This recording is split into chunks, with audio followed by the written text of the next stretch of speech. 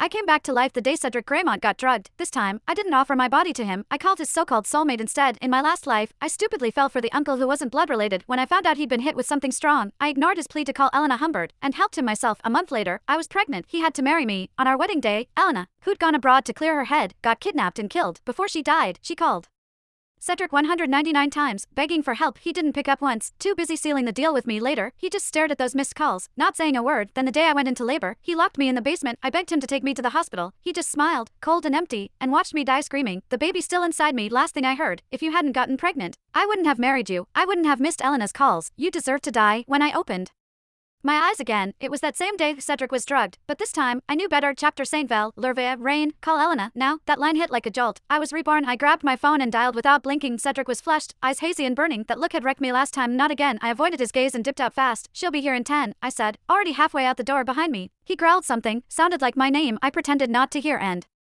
closed the door hard, planting myself outside like a wall. 10 minutes later, Elena showed up, all flustered. She gave me a look, half relief, half something else. When she saw my clothes were still in place right before stepping in, she said, "You can go, you're not needed." Cool. I turned and headed upstairs to my room. Downstairs didn't go quiet till way past midnight. I let out a slow breath. Last time, I loved Cedric too much. Like a moth to a flame, I gave myself to him, and ended up pregnant.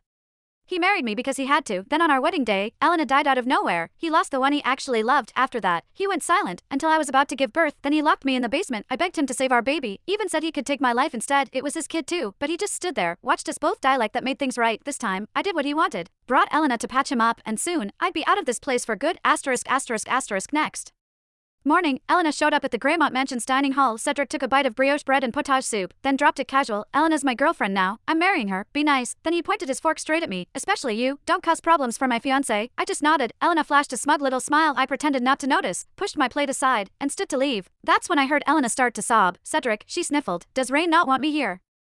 I know she's important to you. If she hates me, maybe I should just go." Tears, soft voice, full pity mode. Cedric's jaw tightened. "Rain, sit down and finish your breakfast. I'm done." His tone snapped. "Rain Rivroy, I told you to sit down. Don't you understand plain language? Have you forgotten basic manners? I raised you. Is this what I taught you?" I didn't want anything to do with either of them, but they just couldn't take a hint. I turned and gave them both a polite, fake smile. "Uncle Cedric, Miss Elena, I've eaten. Enjoy your breakfast. I'm out." Half an hour later, there's a knock at my door. I opened it and found Cedric standing there, eyes stormy. Chapter I moved to shut the door on instinct. Didn't want to deal with him. Cedric caught it, frowning. "You avoiding me? Why?" He leaned in, scanning my face. "You mad? Is it about Elena?" I shook my head fast. "Nope, I'm happy for you. You two finally made it happen." He didn't buy it. His eyes shifted, cold and sharp. "That's really how you feel, or just acting?" He let out a dry, mocking laugh. "Rain, don't tell me you're still clinging to me. You think I didn't notice that kiss on your 18th birthday, that fake drunk bit?" He sneered. "All those love letters you wrote, I read every single one, thought you were being slick, but the way you looked at me, obvious, everyone